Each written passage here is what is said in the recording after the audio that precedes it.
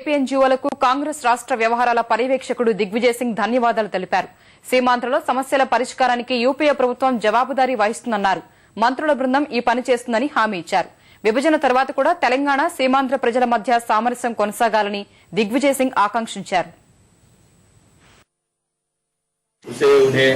उन्होंने जो वापस ली है उसके लिए उनको बहुत बहुत धन्यवाद और बधाई देता हूं।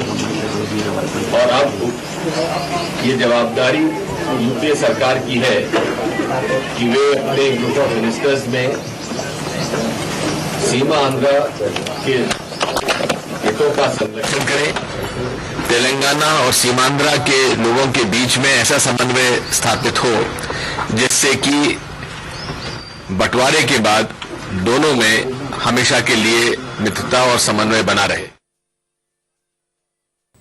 ఉద్యోగులు తాత్కాలికంగా సమ్మె విరమించడంతో 2 నెలల తర్వాత సీమాంధ్రలో ప్రభుత్వ కార్యాలయాలు తెరుచుకున్నాయి. జిల్లాలోని అన్ని శాఖల కార్యాలయాల్లో కార్యకలాపాలు మొదలయ్యాయి. ఇన్ని రోజులుగా తెరుచుకోకపోవడంతో పేరుకుపోయిన చెత్తాచెదారాన్ని సిబ్బంది తొలగించారు. కీలకమైన దస్త్రాల పరిశీలనతో పాటు ఇన్నాళ్లు పేరుకుపోయిన పనులను వేగవంతం చేసేందుకు అధికారులు సమీక్షలు సమావేశాలు నిర్వహిస్తున్నారు.